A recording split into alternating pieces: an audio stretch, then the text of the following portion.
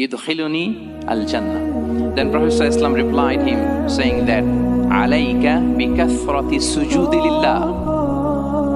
You are supposed to offer more and more sajda.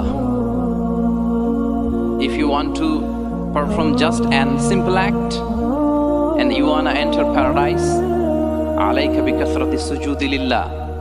You are supposed to offer more and more sajda. And when you perform a sajda, your rank will be updated.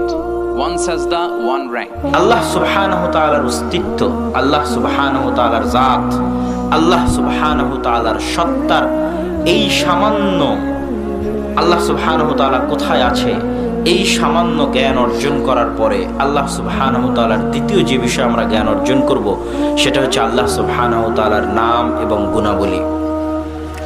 আপনি যদি কাউকে না দেখে জানতে চান, আমরা কি আল্লাহকে দেখেছি? আমরা আল্লাহকে দেখিনি। তাহলে আল্লাহ সুবহানাহু ওয়া তাআলাকে না দেখে যদি অনুভব করতে চাই, না দেখে যদি ফিল করতে চাই, না দেখে যদি আন্ডারস্ট্যান্ড করতে চাই, না দেখে যদি আল্লাহ সুবহানাহু ওয়া তাআলাকে অনুভব করতে চাই হৃদয় দিয়ে, তাহলে আল্লাহ সুবহানাহু ওয়া তাআলার নাম এবং গুণাবলী সম্পর্কে আমাদের জানা থাকতে হবে। আল্লাহ সুবহানাহু ওয়া তাআলার নাম এবং গুণাবলী কত গুরুত্বপূর্ণ আল্লাহ সুবহানাহু ওয়া তাআলা পবিত্র কোরআন মাজিদে বলছেন, ওয়ালিল্লাহিল আসমাউল হুসনা ফাদউহু বিহা। আল্লাহ সুবহানাহু ওয়া তাআলার অসংখ্য অগণিত সুন্দর নাম রয়েছে, তোমরা আল্লাহকে সেই অগণিত অসংখ্য সুন্দর নাম দিয়ে ডাকো। আল্লাহ সুবহানাহু ওয়া তাআলার নামের নির্দিষ্ট কোনো সংখ্যা নাই, আল্লাহ সুবহানাহু ওয়া তাআলার গুণের নির্দিষ্ট কোনো সংখ্যা নাই। তবে আমি আপনি জানি ৯৯টা, আমাদেরকে জানার সুযোগ দেওয়া হয়েছে ৯৯টা। আন আবি হুরায়রা রাদিয়াল্লাহু তাআলা আনহু আন্নাহু قال قال رسول الله صلى الله عليه وسلم إن لله 99 أسماء من أحصاها دخل الجنة।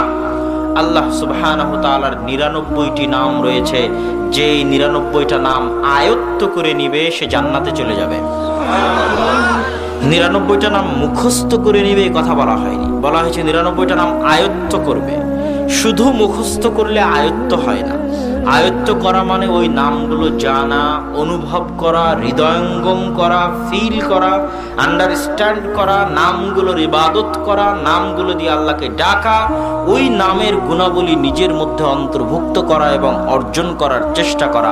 সিবগাতাল্লাহ, আল্লাহর রঙে রঙিন হওয়ার চেষ্টা করা। এবার আমরা দেখি যে আল্লাহ সুবহানাহু ওয়া তাআলার আজকে আপনাদের এই বক্তব্যের অনুষ্ঠানে শুধু 4টি নামের ব্যাখ্যা, আল্লাহ সুবহানাহু ওয়া তাআলার ৯৯টি নামের মধ্যে থেকে কয়টা নামের ব্যাখ্যা করব?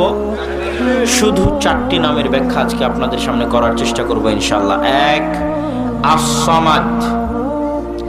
এই আস-সামাদ নামটা আল্লাহ সুবহানাহু ওয়া তাআলা পবিত্র কোরআনে শুধুমাত্র একটি জায়গাতেই ব্যবহার করেছে, যদিও তিনি গফুর, রহিম, আজিজ, হাকিম, সামি', আলিম এই নামগুলোর ব্যবহার পবিত্র কোরআনে অসংখ্য অগণিত জায়গায় করেছে, কিন্তু আস-সামাদ নামের ব্যবহার কয় জায়গায় করেছে? এক জায়গায়। কুল হুয়াল্লাহু আহাদ আল্লাহুস সামাদ লাম ইয়ালিদ ওয়া লাম ইউলাদ ওয়া লাম ইয়াকুল লাহু কুফুয়ান আহাদ। শুধু এই সূরার মধ্যে আল্লাহ সুবহানাহু ওয়া তাআলার এই নামটি ব্যবহার করা হয়েছে, সেটা হচ্ছে আস-সামাদ। এটা এই নামের ১ নাম্বার ব্যাপার। ২, এই নামের সাথে সংশ্লিষ্ট দ্বিতীয় বিষয় হচ্ছে এই নাম যেই বর্ণ দিয়ে গঠিত হয়েছে, আল্লাহর কোনো নাম এত শক্তিশালী, এত পাওয়ারফুল উচ্চারণওয়ালা বর্ণ দিয়ে গঠিত হয়নি। আল্লাহ সুবহানাহু ওয়া তাআলার রহিম নাম অনেক মৃদু মিষ্টি, নামের উচ্চারণ মৃদু এবং মিষ্টি, কিন্তু আস-সামাদ এই নামের উচ্চারণ আরবি ভাষার বর্ণমালার উচ্চারণ রীতি অনুযায়ী সবচেয়ে কঠিন, সবচেয়ে শক্ত উচ্চারণ রীতির যে বর্ণগুলো আছে সেই বর্ণগুলো দিয়ে আল্লাহর এই নাম সাজানো, যেটা আল্লাহ সুবহানাহু ওয়া তাআলার প্রভাব, প্রতাপ, প্রতিপত্তি এই নামের সাথে যেটা সম্পৃক্ত সেটার প্রমাণ বহন করে। ৩, আপনারা ইসমে আজম এই শব্দটা শুনেছেন, যে ইসমে আজম দিয়ে দোয়া করলে দোয়া ফেরত দেওয়া হয় না। এই কথা মোটামুটি বাংলাদেশের সব মানুষই জানে। ইসমে আজম শব্দের অর্থ হচ্ছে মহান নাম, সবচেয়ে মহান নাম, আল ইসমুল আযম, সবচেয়ে মহান নাম। তো আল্লাহ সুবহানাহু ওয়া তাআলার সবচেয়ে মহান নাম হচ্ছে আস-সামাদ।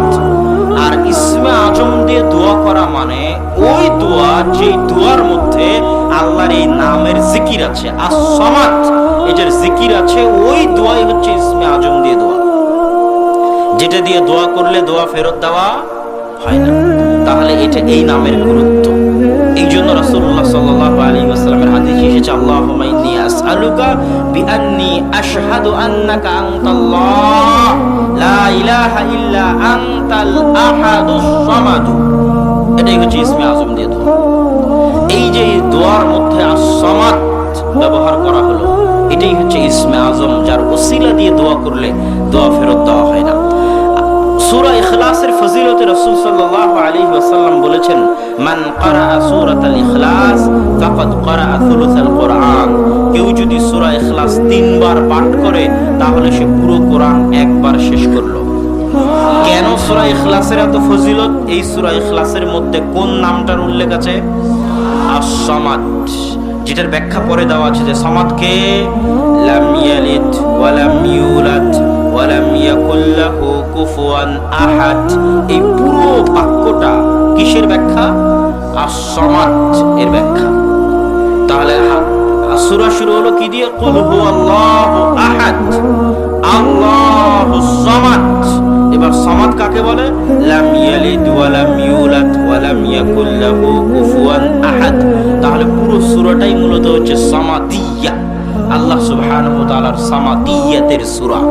তো আল্লাহ সুবহানাহু ওয়া তাআলার এই সামাদ নামটা এতটা প্রতাপশালী, এতটা প্রভাবশালী, এতটা ভয়ঙ্কর এবং এতটা শক্তিশালী যে এই নামের পাওয়ারে সূরা ইখলাস 3 বার পাঠ করলে একবার কোরআন শেষ করার সমান নেকি হয়। এই নামের পাওয়ারে, এই নামের ওসিলায় দোয়া করলে সেই দোয়া ফেরত দেওয়া হয় না, যেটাকে ইসমে আজম দিয়ে দোয়া করা বলা হয়েছে। তার নাম হচ্ছে আস-সামাদ।